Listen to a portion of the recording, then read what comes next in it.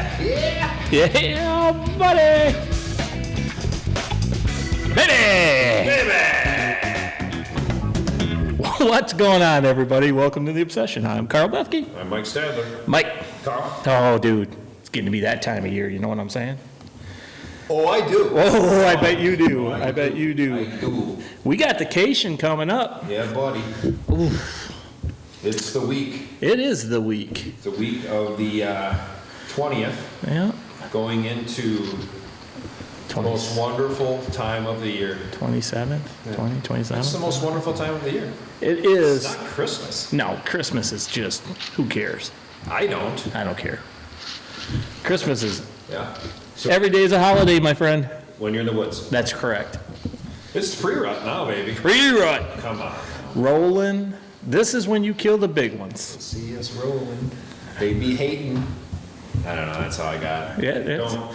way to break it down, my Please friend. keep watching. Yeah, just please ignore that last That one. was terrible. Anyway, pre-rut, Yeah, pre-rut. October. Man, Yeah, it's- this is when we start having the most fun in the Oh, yeah. woods.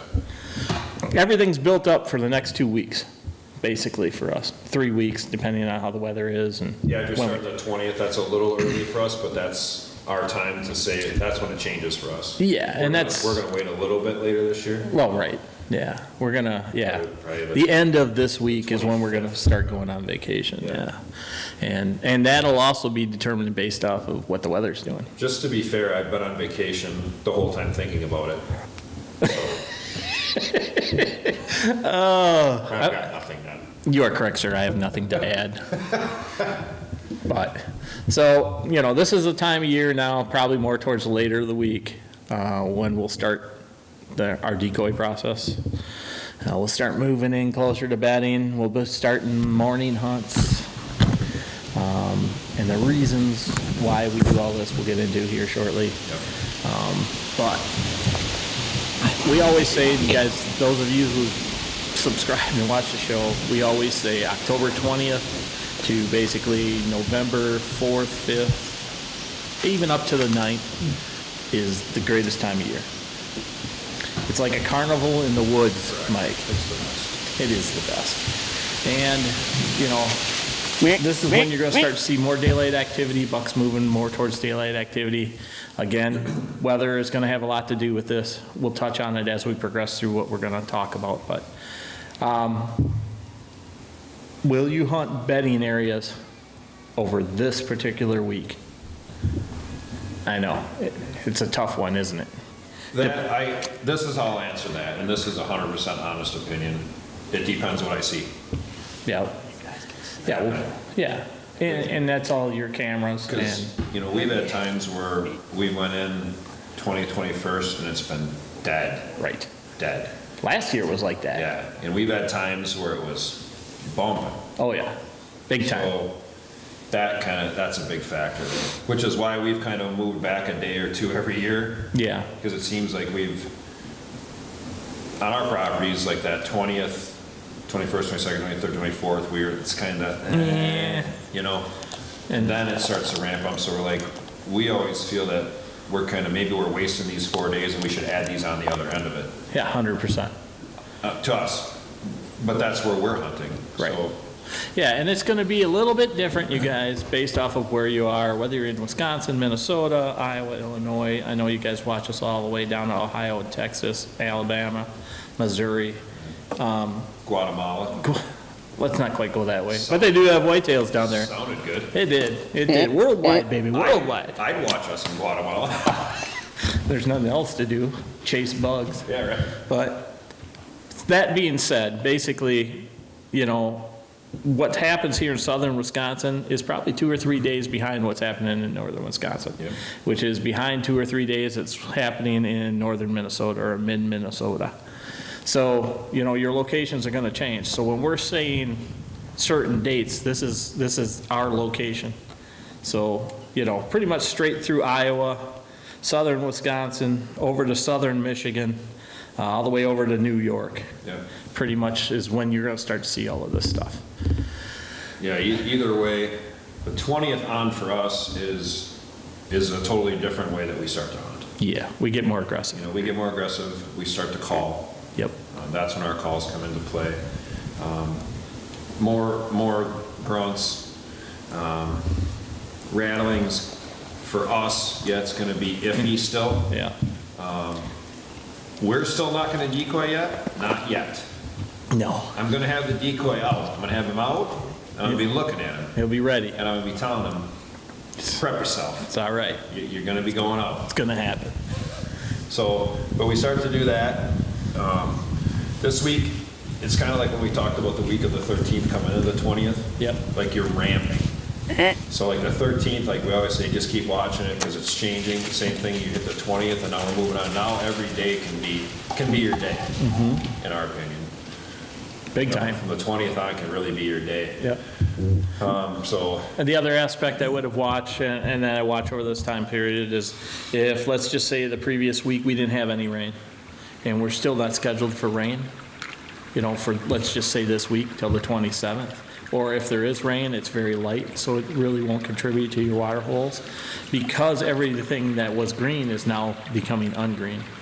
And the deer have already transitioned to different types of food. So if you have corn, they're eating the corn, which is dried. They're looking at for the carbohydrates. If you have beans, they're eating beans sometimes, which is dried, and they want that for proteins.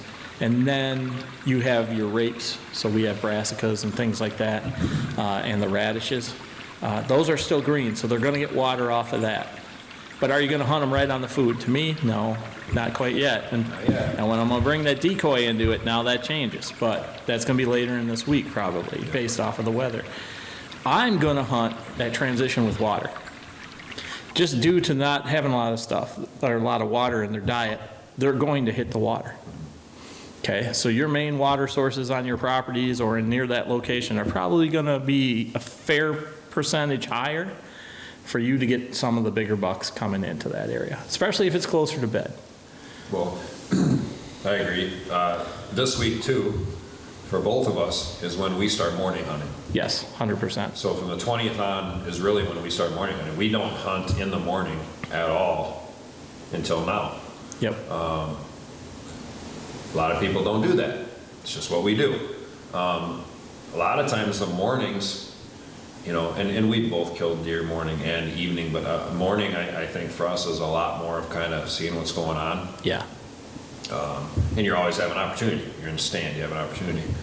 You know, we I think statistically probably have killed more of our deer in the evening hours or later afternoons, you know, I think. And we've killed a lot in the mornings too, but it's really kind of seeing what's going on, because that morning starting on the 20th going on, you can kind of start seeing some activity. You got some guys chasing around, bumping around, you know, the young guys are doing that now. Yeah. You know, do you have a lot more scrape activity, rubs, you know, bucks kind of pushing around? Yeah, right now is when, and you're 100% right on that, right now is when your scrape activity, so your mock scrapes should be through the roof. If you're not getting bucks on your mock scrapes, either you're set up in the wrong position or you don't have deer on your property.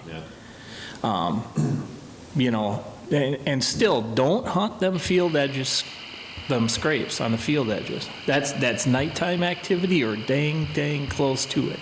And you're going to educate those deer there. And watch your scrapes too, because you see it at your place and I see it here. Ones that are hot early kind of die off. 100%. Because the deer shift, that pattern shifts, and they start hitting other ones that maybe don't get hit till later, so now focus more on those. Yep, and the other thing you watch for on scrapes right now too, especially if you guys put cameras on your scrapes, is the doe activity increasing.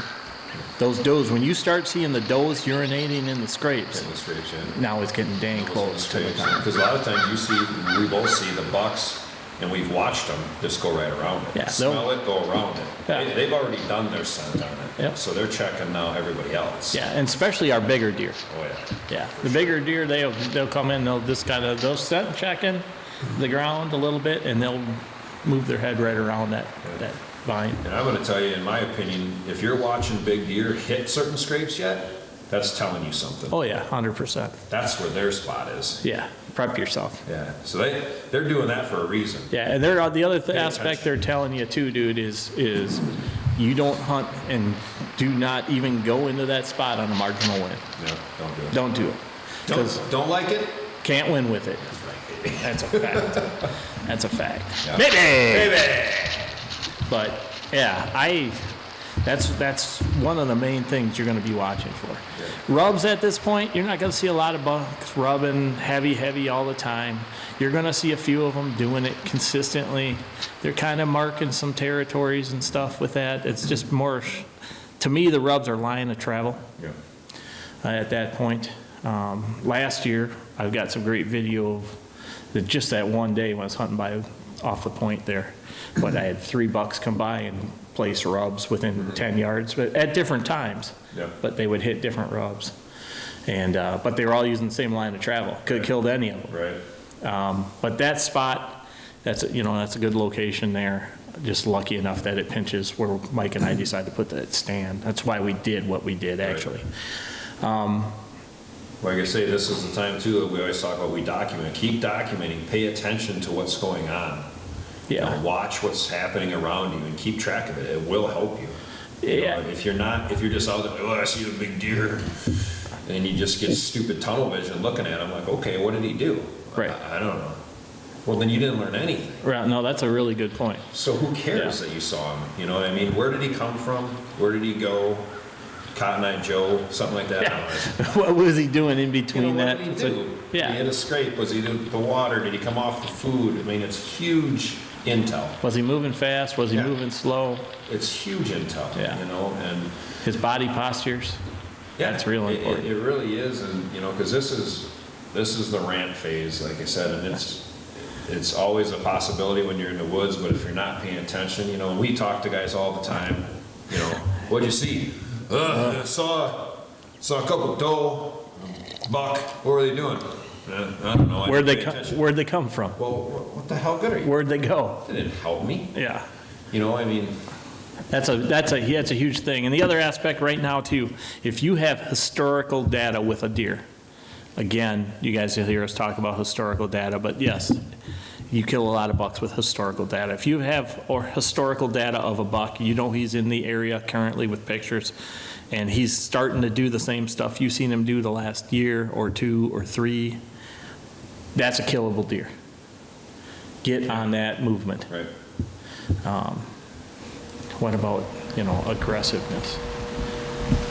Aggressiveness towards the end of the week obviously ramps up. For sure. Like I said, I kind of, That 25th, 27th? yeah, that time of year, I'm ready. Oh, yeah. You know, have everything with you. Have decoys. Have your calls. You know, be ready. Be mobile. Whatever you rattle with. Yeah. Be ready for drastic weather changes.